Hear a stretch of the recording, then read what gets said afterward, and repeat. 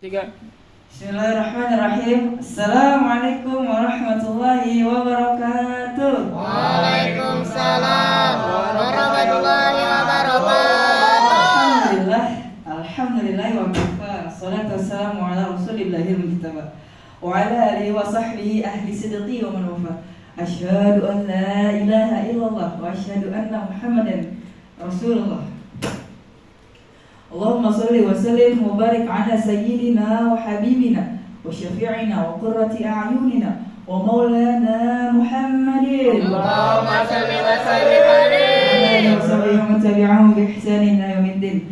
Faqala rabbi shrah li sadri wa yassir li amri wa hlul 'uqdatam min lisani yafqahu qawli bi jahin nabi wa ala alihi wa sahbihi. Innahu min Sulaiman wa innahu bismillahirrahmanirrahim. Alla ta'lu alayya wa'tuni muslimin. Shadaqallahul azim wa shadaqa rasuluhun nabiyul habibul karim wa nahnu ala dzalika minasyahidin wasyakirin walhamdulillahi rabbil alamin. Yang pertama-tama saya hormati pembina Majelis Dzikir dan Ta'lim Tanwirul Qulub Bapak Ustaz Adin Abdul Qadir Ma'tanallah Bitul Hayati. Lalu yang terhormat pula ketua harian sekaligus guru kami yaitu Ustaz Ahmad Abdul Izzuddin Ma'tanallah Bitul Hayati. Lalu yang terhormat pula pembina Majelis Dzikir dan Ta'lim Nurul Hidayah Bapak Ustaz Muhammad Malik Ma'tanallah Bitul Hayati. Semoga guru-guru kita dipanjangkan umurnya, disehatkan badannya, dilancarkan segala urusannya, dikabulkan segala hajat dan niatannya serta diberkahi. Amin amin ya rabbal alamin. Lalu yang tidak saya lupakan teman-temanku sekalian yang saya hormati, yang bisa saya sebutkan namanya satu persatu. Ada Bang Radit, Bang Wahil, Bang Dana, dan Bang Anas, Bang Faisal, Amar, Bang Adit, dan Bang Salim. Semoga rekan-rekanku sekalian bisa istiqomah dalam mengaji di jalan Allah Subhanahu wa taala. Dijadikan orang yang bermanfaat dunia dan akhirat. Amin amin ya rabbal alamin. Pertama-tama marilah kita panjatkan puji serta syukur kita kehadirat Allah Subhanahu wa taala yang telah memberikan kita nikmat. Dialah Allah Sang Pencipta langit dan bumi. Dengan kasih-Nya kita dirahmati, dengan kuasanya segala sesuatu terjadi. Dialah Allah Ar-Rahman Ar-Rahim. Allahu Akbar. Allahu Akbar. Maka dari itu untuk mendapatkan cintanya Allah Subhanahu wa taala, marilah kita curahkan dan limpahkan sholawat kepada kekasihnya, pada junjungan kita baginda besar Nabi Muhammad sallallahu alaihi wasallam.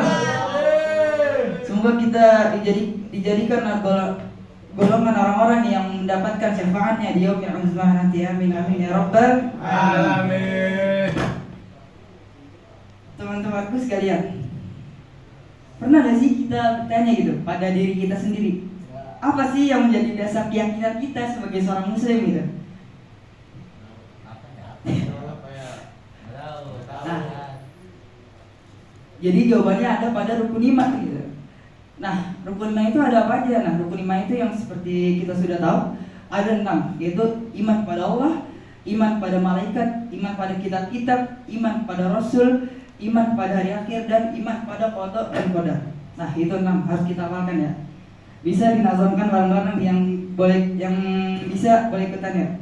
Backing vokalis saya. Bareng-bareng ya. Rukun iman ada 6 semuanya.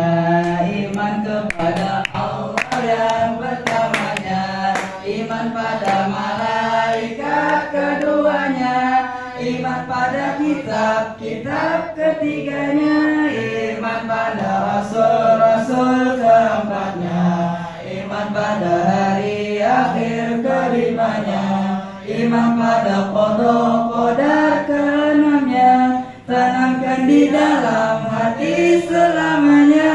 Nah itu dia rukun iman yang 6. Nah jadi rukun iman ini harus ditanamkan dalam hati kita supaya kita selalu ingat, apalagi di tengah zaman yang seperti ini ya. Maksudnya di zaman yang serba teknologi yang canggih ini, kita harus benar-benar pintar-pintar gitu menempatkan posisi kita ini, menempatkan diri kita ini, menempatkan diri kita ini bahwasanya kita itu harus pintar-pintar gitu. Eh, mencari ini apa namanya? Mencari informasi di medsos media sosial dan lain-lain gitu. Agar iman kita tidak runtuh gitu gara-gara hal-hal yang seperti itu yang sifatnya duniawi. Karena kan kita mengajarnya yang ukhrawiyah gitu, bukan yang duniawiyah. Nah itu dia. Lah, udah jauh banget ini. Lanjut aja nih ke rukun iman ya. Jadi apa sih rukun iman itu? Nah, rukun iman dimulai dari rukun. Rukun itu adalah seperti menggambarkan sesuatu yang kokoh gitu. Maksudnya rukun ini seperti tiang-tiang yang ada pada tiang-tiang fondasi yang ada pada bangunan, sebuah bangunan itu kan bisa kokoh gara-gara ada tiangnya, ada temboknya. Itu namanya rukun. Nah, kalau iman ini itu artinya adalah keyakinan yang mengakar di dalam hati kita, diucapkan dengan lisan kita dan dilakukan dengan perbuatan gitu. Jadi kalau digabungkan, apa itu rukun iman? Nah, menurut saya rukun iman itu adalah pilar-pilar yang menopang kepercayaan diri kita sendiri gitu, agar kita bisa lebih meningkatkan kualitas ibadah kita dengan keimanan yang bagus ini. Nah, kita harus jangan sampai tuh kita tergerus oleh zaman yang hina ini gitu kan, di dunia yang fana ini gitu. Oke, jadi lanjut ke rukun iman yang pertama ya. Jadi rukun iman yang pertama adalah antu'minu billah, adalah iman kepada Allah Subhanahu wa taala. Jadi di dalam kitab Kasyifatus saja itu dijelaskan bahwasanya kita sebagai umat muslim ini kita meyakini secara terperinci bahwasanya Allah itu adalah Tuhan yang memiliki zat, yang memiliki sifat-sifat yang 20. Apa aja sifat-sifat yang 20 itu? Sifat-sifat yang 20 itu seperti wujud, qidam, baqa, mukhalafat, bihawadisi, qiyamu, binafsihi, wadaniyah, kudrati, roda, ilmu, ayat, saman, wasakalam, qadirun, mulidan, aman, ayat, sami'an, masiran, mutakaliman. Nah, itu dia sifat-sifat yang 20 yang dimiliki oleh Allah Subhanahu wa taala. Lalu kita harus meyakini secara terperinci atau secara tafsil bahwasanya Allah itu memiliki nama-nama yang baik, nama-nama Asmaul Husnanya Allah yang berjumlah 99. Jadi maksudnya terperinci ini kita dalami itu satu-satu. Misalkan kita mendalami sifat perbedaan Rauf dan Rahim itu apa? Kan artinya sama tuh, sama-sama penyayang gitu. Kita harus bisa bedain gitu, artinya apa gitu. Nah itu secara tafsil atau terperinci ya, ingat, secara terperinci. Lalu yang kedua ada kita meyakini Allah dengan secara ijmal atau global, bahwasanya Allah ini tuh zat yang memiliki kesempurnaan, tiada batas gitu. Tiada sesuatu apapun yang bisa menandinginya, tiada sesuatu apapun yang setara dengannya gitu. Hanya Allah lah yang berkuasa di alam semesta ini, karena dia mengatur segala sesuatu terjadi gitu. Nah, dengan kita mengenal Allah, dengan kita ma'rifatullah, itu bisa menambahkan rasa keimanan kita kepada Allah Subhanahu wa taala. Kita yang tadinya jadi jarang sholat jadi rajin sholat, yang kita tadinya malas-malasan mengaji jadi rajin mengaji. Pokoknya yang nilai-nilai positif yang di dalamnya itu ada nilai-nilai ibadah dan amal-amal soleh kepada Allah Subhanahu wa taala. Lalu nanti amal-amal soleh ini kita akan raihnya nih di akhirat. Setelah kita tanam di dunia ini, kita nanti raih atau kita panen di akhirat nih. Jadi gak apa-apa kita bersusah-susah di dunia ini. Misalkan kita sholat 5 waktu gitu, gak apa, kita jangan ngeluh, sholat mulu nih, kapan sih udahannya gitu. Jangan kayak gitu, nolak kafir ente gitu. Jangan gitu, karena kita kan sebagai makhluk juga butuh pengabdian yang sejati. Kita hanya bersandar sejati kepada Allah Subhanahu wa taala. Dialah yang berhak kita sembah, dialah yang berhak kita cintai, dialah yang berhak kita andalkan gitu kan. karena tidak suatu apapun yang bisa menandinginya gitu. Jadi udah paham ya apa itu iman kepada Allah? Itu berarti kita meyakini bahwasanya Allah ini adalah Tuhan yang secara prinsip itu Tuhan yang memiliki sifat 20, dan secara globalnya itu atau secara ijmal itu berarti kita meyakini bahwasanya Allah itu memiliki kesempurnaan yang tiada batas gitu. Kalau Allah memiliki kesempurnaan yang terbatas, batal dong ketuhanannya gitu. Karena ya masa ada Tuhan yang sama bukan derajat, maksudnya sama kayak manusia gitu, entah itu sifatnya, perilakunya atau apalah gitu. Masa sama kan, itu kan berarti membatalkan ketuhanannya dia gitu. Jadi ya dengan itu kita semoga bisa mengenal Allah dan kita bisa memahami lebih jauh ilmu-ilmunya Allah Subhanahu wa taala. Dengan cara apa? Dengan cara kita menuntut ilmu gitu kan, dengan cara kita mengaji. Lalu ada rukun iman yang kedua. Nah, rukun iman yang kedua ini adalah iman kepada malaikat-malaikatnya Allah. Nah, malaikat itu apa sih? Kan gitu. Malaikat itu adalah materi-materi cahaya yang lembut atau latif. Dia diberikan tugas tertentu oleh Allah Subhanahu wa taala. Gitu, seperti malaikat Raqib dan Atid mencatat amal baik dan amal buruk. Lalu malaikat Jibril menyampaikan wahyu, malaikat Mikail memberikan rizki, dan lain-lain masih banyak. Yang kita umumnya ketahui kan hanya 10 malaikatnya. Jibril, Mikail, Israfil, Israil, Munkar, Nakir, Raqib, Atid, Malik, Ridwan. Nah, ternyata masih ada lagi tuh malaikat yang lainnya. Karena dalam kitab Wasyifatus saja itu dijelaskan bahwasanya nanti semua malaikat akan mati kecuali 5 malaikat, yaitu malaikat Hamalatul Arsy. Jadi ini saya nggak begitu tahu ya spesifiknya malaikat ini tugasnya tuh ngapain. Tapi yang sudah saya baca sih Hamalatul Arsy itu artinya dia memegang arsy-nya Allah. Hamalatul Quran, memegang Quran, dia memegang arsy-nya Allah gitu. Nah, terus ada 4 lagi tuh malaikat. Yang pertama Hamalatul Arsy, malaikat Hamalatul Arsy. Yang kedua itu malaikat Jibril, ketiga Mikail, keempat Israfil, dan kelima Israil. Itu malaikat yang tidak akan mati gitu.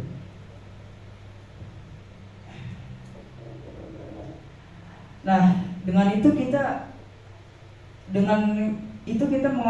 harus menghormati gitu keberadaan malaikat-malaikatnya Allah. Dengan cara apa? Kita menghindari perbuatan dosa gitu. Karena kita merasa diawasi oleh malaikat-malaikatnya Allah. Karena dengan itu kita merasa diawasi oleh malaikatnya Allah. Karena malaikatnya Allah itu senantiasa berada di samping kanan kiri kita nih.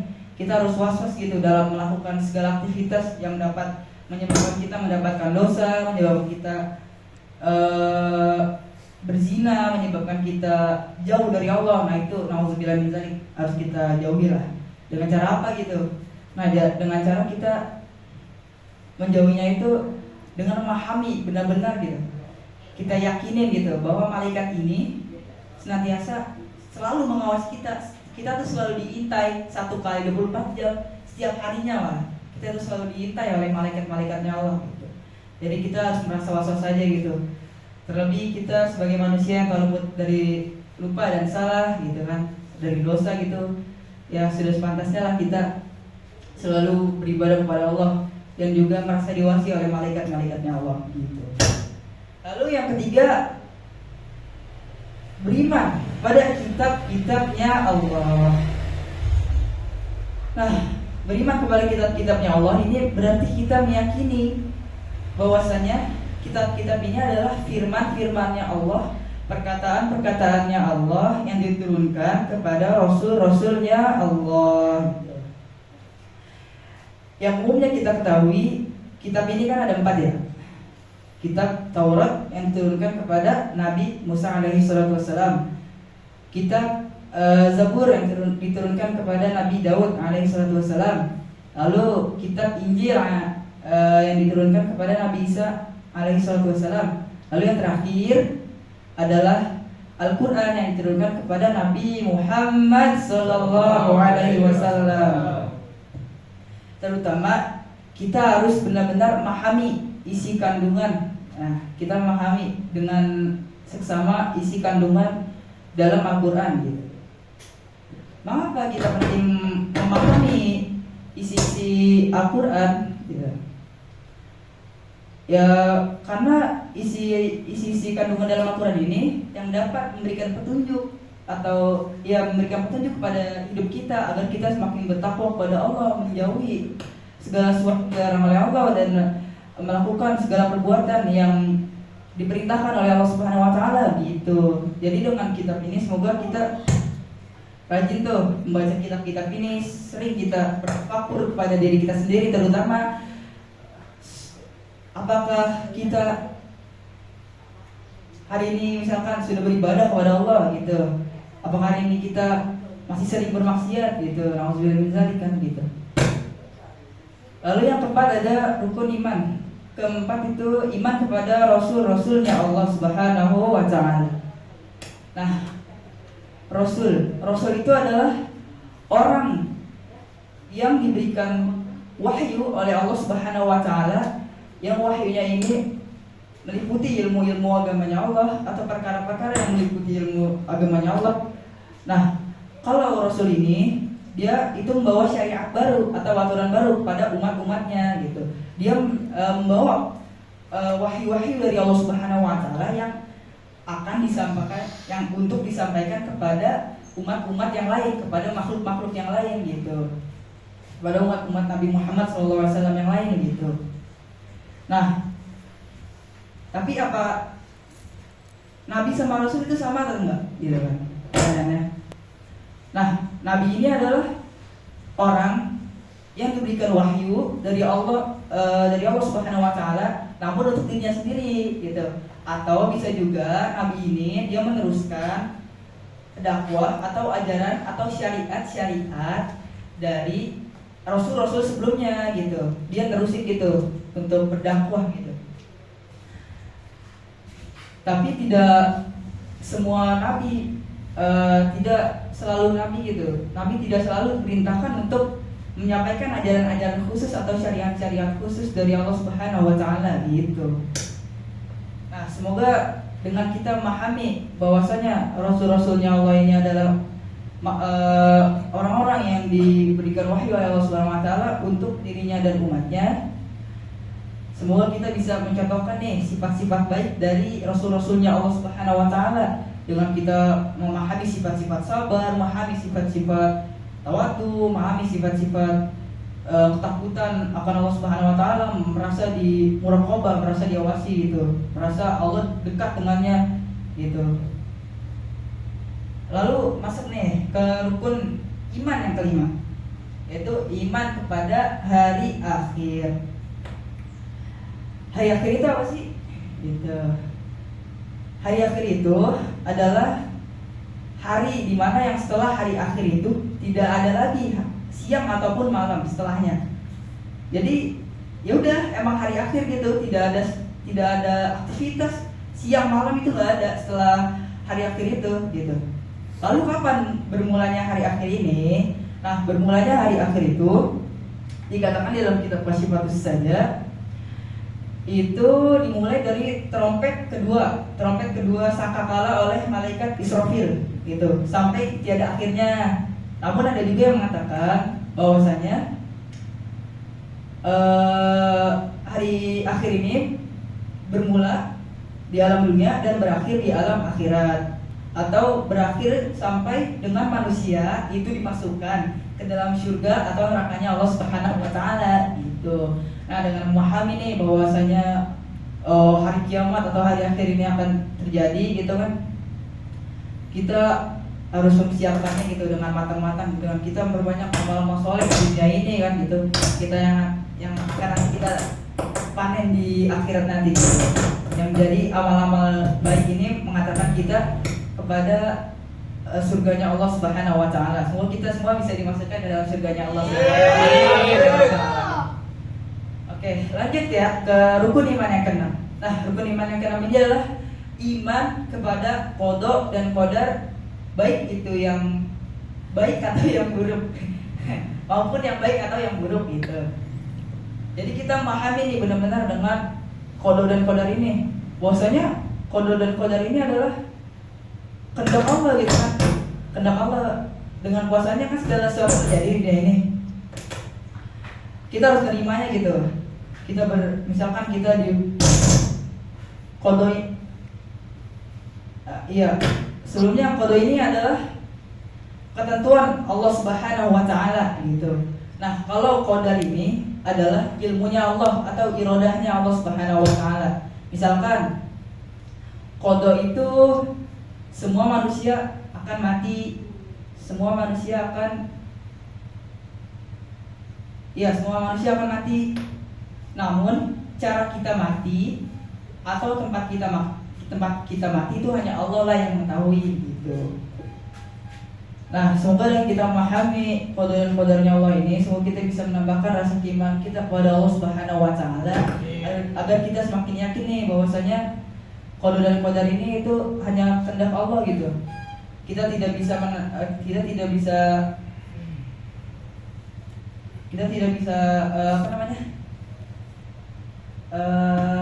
itu kan kehendaknya Allah. Kita tidak bisa maksa pada Allah gitu supaya merubahnya. Itu kan kehendak Allah gitu. Ilmunya Allah, iradahnya Allah. Hanya Allah yang bisa mengubahnya sendiri gitu. Kita hanya perlu berdoa, berikhtiar. Setelah berikhtiar baru kita bertawakal kepada Allah Subhanahu wa taala gitu.